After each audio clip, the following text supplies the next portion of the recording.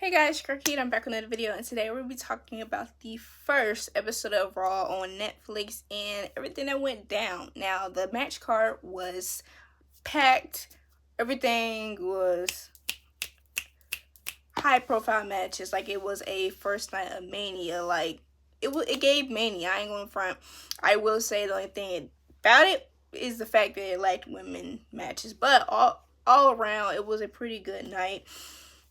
They opened the show off with a cold open, and they gave everybody in the whole world what wrestling was and what wrestling is. And for all you new wrestling fans, hello. I'm excited for this new era of wrestling. I'm excited for the fact that it's not only going to be a thing that you talk about with only your friends. You can talk about it with anybody now. You can talk about it with a stranger, and they're probably going to know what you're talking about if you just say certain names, certain events. This right here is going to be something different for the world of wrestling, and I'm excited because it's not only going to affect WWE but other promotions as well. Because for all you new wrestling fans, wrestling is a worldwide thing. It's not only WWE, it's not only America, which some of you who are worldwide know that. But they started the first thing with Paul, Triple H, and are you ready? Yes, we were ready. But then The Rock came out, which gave me a little bit of a shock because I'm like, what are you here for? If you guys are new to this, The Rock had a change in personas. He decided last year to be aggressive, be a heel, be a bad guy, and take his anger, because there was going to be a match which everybody still wants. A lot of people still want Rock versus Roman because family versus family.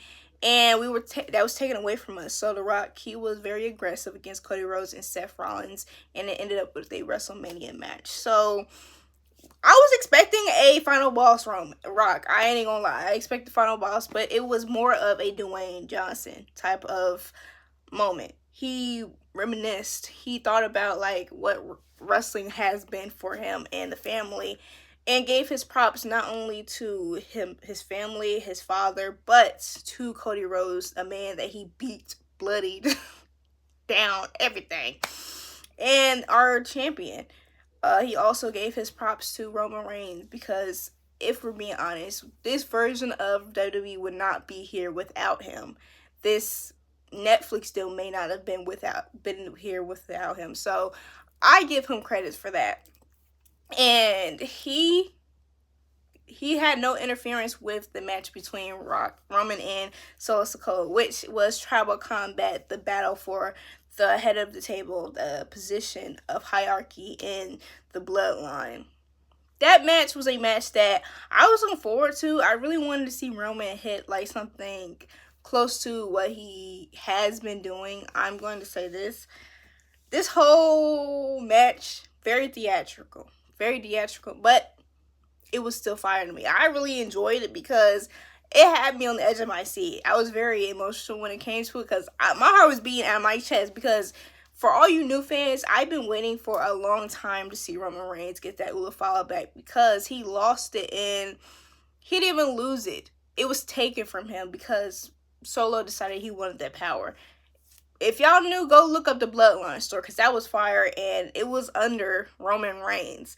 So to see him kind of lose and get done dirty, like he was losing. He was losing in that match. He was getting done dirty until he kind of turned the table by putting Solo Sikoa through a table. I was there. I was seated. And when Jacob and Tama Tonga came out, I was mad because I'm like, where is the OG Bloodline at? Where is Jimmy? Where is Sammy? Where is Jay? Although Jay, he had his own match, so I wasn't expecting him to come out. But I was a little shook up because although, yeah, give him a taste of his own medicine. He on the beach, he was over here drinking Mai Tais while y'all was getting beat up. But still, this is for the Ula Fall. This is for all the chips. This is for all of it.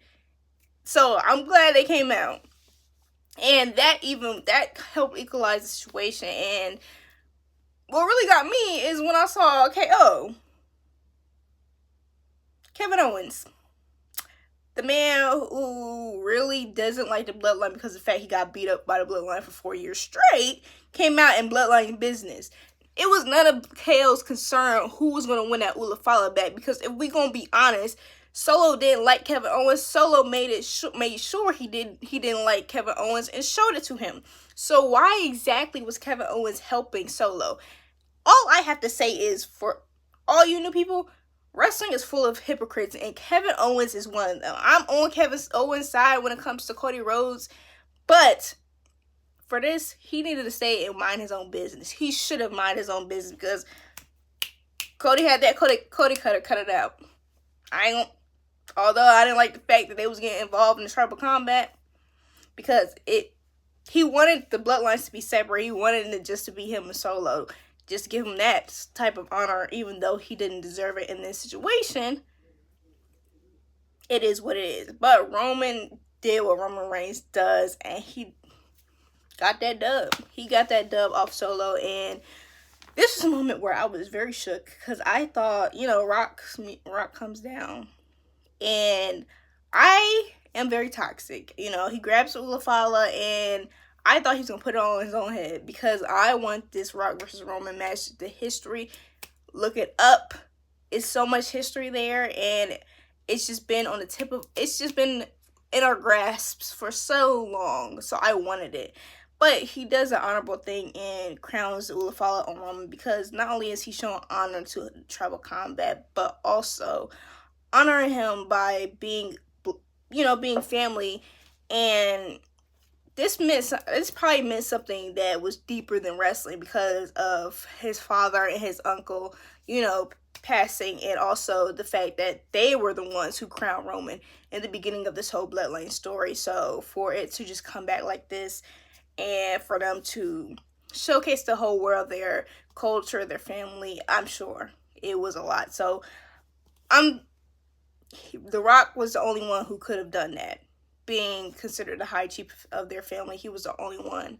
Well, his side. I don't know if the same thing on Roman's side. I don't know that specifically, because I ain't that. That's getting a little too nosy for me. But I don't know too far on that. But being a high chief and them being family, that probably meant a lot, and that showed very much honor. But it also left the open door for a feud. Our next segment was John Cena, and Cena. You don't even have to know wrestling to know who John Cena is. He is Peacemaker. He has been on the TV screen for a boot. But John Cena, I love the fact that they gave him respect, and seeing Roman, then seeing Cena after those two have had a very, very interesting relationship with the crowd. There would be times where the crowd would boo Cena, say Cena sucks. They cheered when he had one time because he had an injury. Same Roman Reigns, he won the Royal Rumble. Yeah, he was booed. Even The Rock came out, still was booed. But now for them to be getting the respect they deserve from the crowd, that right there is crazy. And kind of sweet to me. It was pretty sweet to me.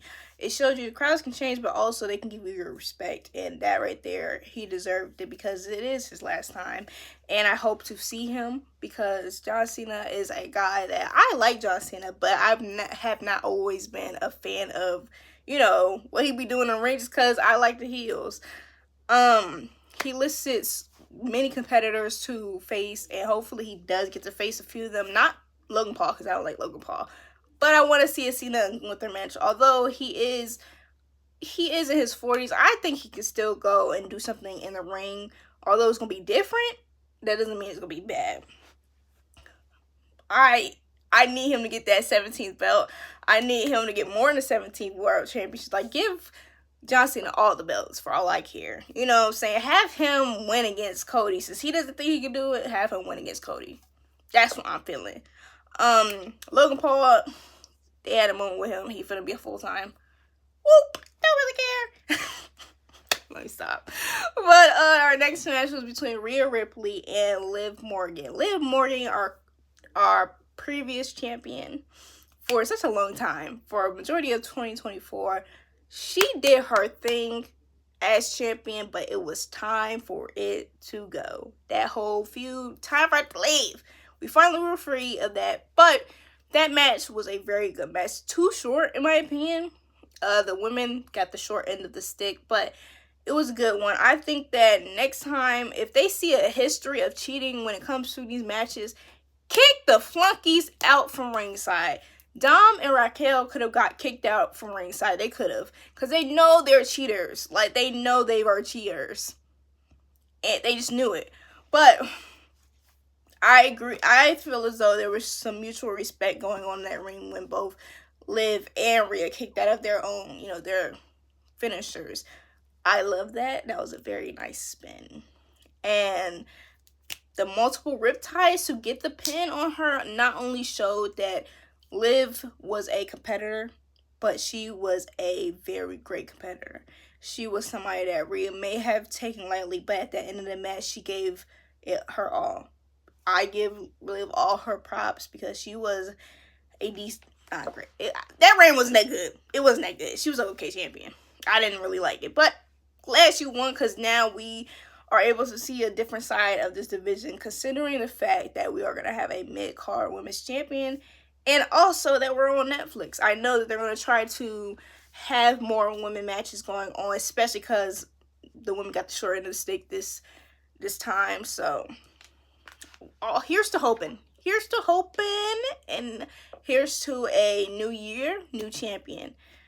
New champions on both sides, honestly, with Tiffany and Rhea. And Jay mother freaking Uso. Jay main event Uso. Oh, I almost forgot. Undertaker coming out after Rhea's match. It almost left a bad taste in my mouth, only because the women only had one match in one moment.